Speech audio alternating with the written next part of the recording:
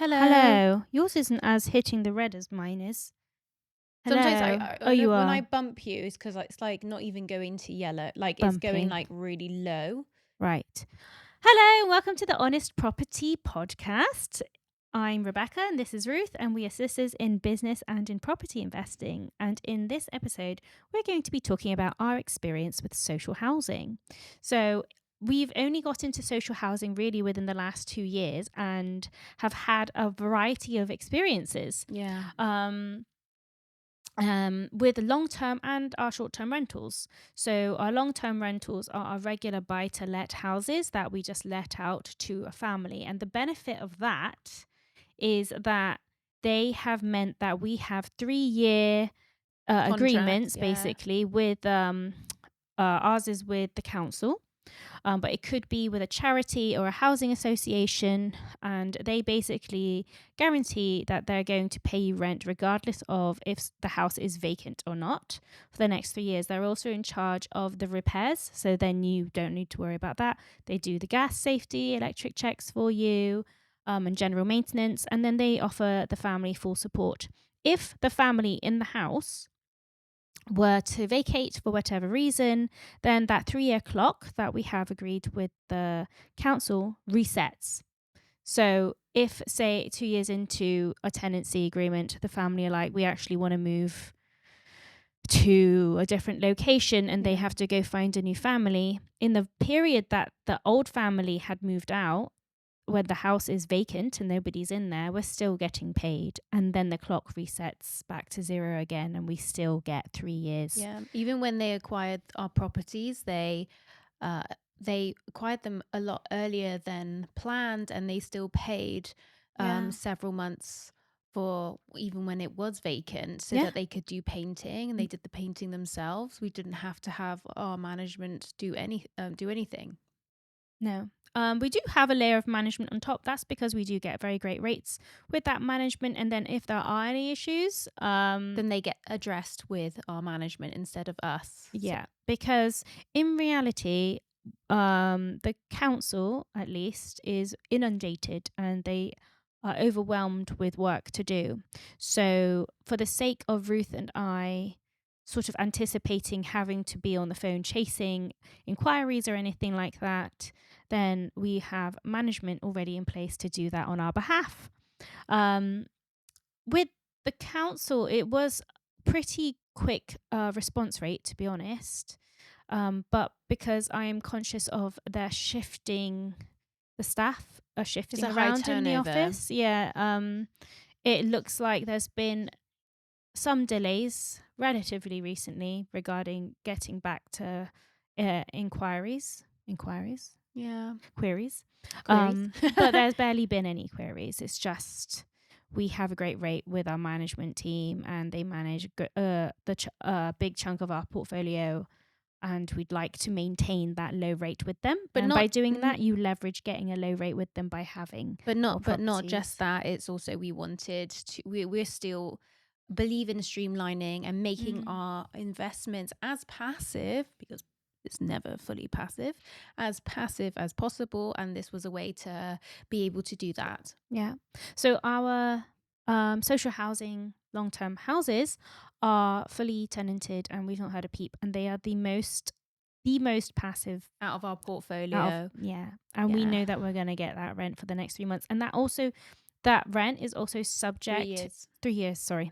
That rent is also subject to increasing with inflation. So after every year we've got room in the agreement to say to the council, look, the market rate is actually this, and they will match it. Yeah. So we're So not if you've got mortgages that are going up, and then that's a great then it makes it fair. so working with social housing for serviced accommodation, that's also an alternative way you could work with social housing. The difference here is serviced accommodation is short term stays. So basically, that means people who are staying maybe month by month. It could be from like a day, a couple days, to like month by month. But it has to be under 6 months. Yes, if it's over 6 months, then you have to have a legal tenancy agreement with that person. Um, but we did have some short-term accommodation, and there was a period of time, I'm not sure if it's still ongoing, whereby there were asylum seekers who were living in hotels, and the hotels wanted to claim back their business, to have them operate as hotels again, and asylum seekers needed to find, Somewhere to um, stay yeah, temporarily until they could be housed permanently. yeah, So there is like a market for it because there's not enough housing. emergency housing. No. And the hotels are sort of closing their doors to that. So these housing associations and charities are looking at Airbnb hosts, availabilities on booking.com, and a couple of our properties in Cardiff. They were like a 2-bed flat and a 1-bed flat. Oh, we made them look so nice. Anyway, um, when our management was contacted about having social housing guests, we said, well, as long as every measure is put in place to make sure that they cover any damages, they cover any loss of rent, then Then yeah, go ahead because we want to be able to help. And it yeah, just with our investing goals now, it really for us we want things to align as much as possible with our own ethics. And this was a way to be able to help short mm, term for people in need, as it was working really well for us with our long term properties. yeah, um, and financially, it meant that the properties were 100% occupancy. So in Yeah. serviced accommodation, if you get 60, 70%, that's good occupancy rates. But if you are having the flat occupied, they were One rolling for hundred. several months. At 100%. So with service accommodation, you just have different seasons have higher peak than others. So generally, winter period is a lower season Mm. compared to the spring and summer. So for us, we thought, oh, 100% sounds great. Yeah, yeah. And it was great. It was Yeah. great until until until it wasn't. until it wasn't, because Found out from our management that the property, had significant damages. yeah, That we had put a lot of effort time, and money money, yeah, into making these two properties look like 5-star properties, and they were destroyed.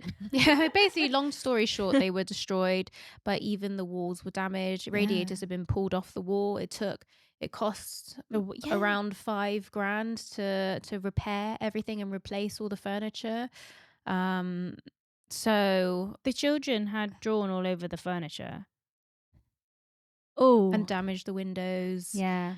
And in the time that these repairs were happening, okay, so the housing association responsible for the family in the property paid for the damages, but they didn't pay for the loss of rent, which is the issue that we have now.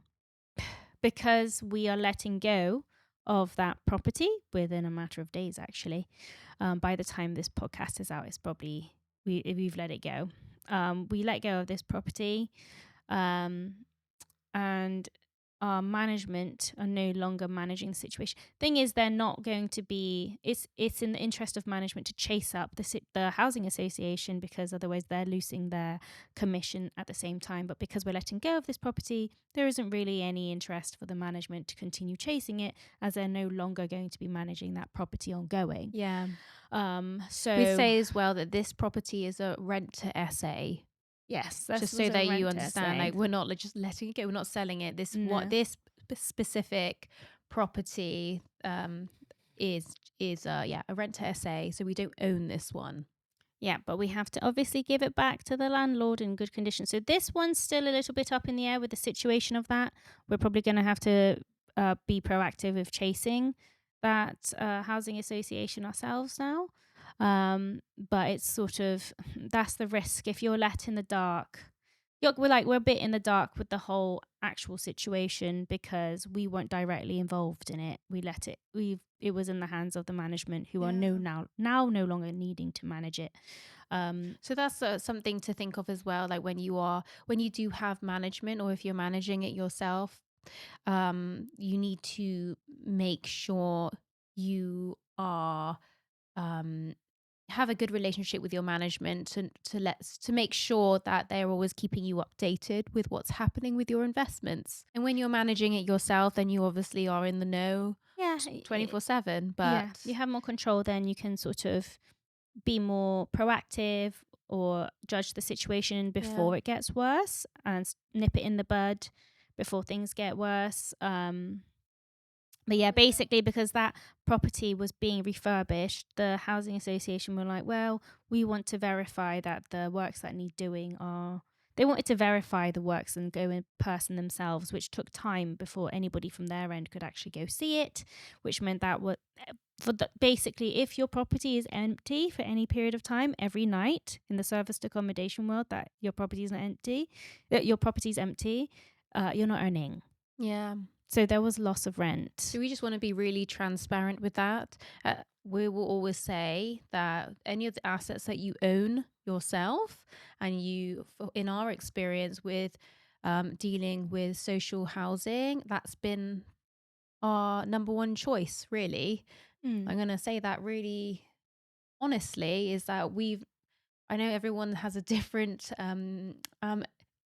opinions when it comes to their strategies with property investing. But for us, with our owned properties, this strategy has been just the bet. So far, very good. Yeah, Very good. Wouldn't do it for serviced accommodation again. no, yeah. Um, But because that's our because of that experience. experience, yes. Yeah, Um, so if you wanted to work with social housing, our advice would be check out different companies, because you get housing associations, you get charities, and you get the council who work for the government directly. And if you're picking between them, um, you need to find someone who's responsive. There's a bit of a uh, they can be notorious for not being good at responding. yeah. Do your due diligence. And if you are working with the council, the way they set it up is that you have basically an actual tenancy agreement with the people who are moving in, but then you have a separate agreement with the council saying that they're responsible for the 3 years payment. So it's not really a lease. It's like, oh, it's kind of like a lease, but it's just a separate agreement of terms And with the I would also council. say, when it came in from our experience with doing service accommodation for social housing, when you have that middle person being the management, do make sure you do your due diligence with the company that's going to be renting from your investment. Because when we heard social housing, because it was working so well for our owned properties, we didn't I would say maybe there's an element of not with us not doing full due diligence with the company. Well, We just thought, oh, no, because social at the housing. time we weren't allowed to know who it was because of divulgence of information. But But in that's what I honesty, mean. It's we like should have known that's who it was. We should know who's always staying in our properties. exactly, but that's what I mean, is because we couldn't do full Hmm. um what's the word? We couldn't fully check them out. I No. didn't that should have been a red flag. Yeah, it was a red flag. And that's why we're letting it go now. It was a 3 year agreement that we had for that property, and Did we? yeah, and we're cancelling a year in. Oh, I was talking about like social Oh, housing with like vetting who actually stays the company. Vetting. yeah, yeah, yeah. Yeah. So it wasn't 3 years. It was 3 months. Like, oh, I know, but our agreement with the landlord was 3 years of that rent to SA. yeah. But I'm talking about when you have a social housing company kind of vetting their um who they are as a company before they come and stay at the Yes, and I want to see property. that Because agreement, that if they were going to promise to cover rent, cover damages, you have to see that agreement for yourself and have a yeah, copy of that, because we're yeah, chasing the management for those details now so we can take over sorting out this situation, which yes. wasn't one that we created. But there you go. it's all peaks and Learning. It's all drops. learning. Yeah, just to reiterate, make sure whoever you're working with is responsive. Make sure you have a separate contract that basically covers why most people get into social housing in the first place, and that's because of long-term, basically guaranteed agreements. That they cover, if they can cover repairs and maintenance, and then that's great. Mm. Um, So, and also another thing with our owned properties was, which was appealing to us, is that if after the 3 years had finished and the tenants wanted to carry on renting, that if they didn't pay for up to 3 months, that they would cover that rent. So mm. it gives you enough time Make to, sure they can really stand on their own feet, yeah, and then just become, they've proven themselves over the last 3 years to be to be good tenants anyway. yeah, So I'm more than happy to continue from there to yeah. have that family And also, if you want keep the to be able home. to invest in property and you want it to align with your ethics, then really this is like the perfect strategy for you in helping social housing. There's also supported living. There's so many ways that you can help Mm, vulnerable people in this yeah, industry, yeah, and this is, yeah, it just really aligns well with us. yeah. And I don't want to completely bash on social No, no, and no, on no. service accommodation with social housing, You because could, it does work for yeah. people who do it. Some people even use it as a like as a deliberate strategy. So, like with Yeah, supported living, there'll be people who are physically disabled who will need a modified home so that they can get in and out more easily.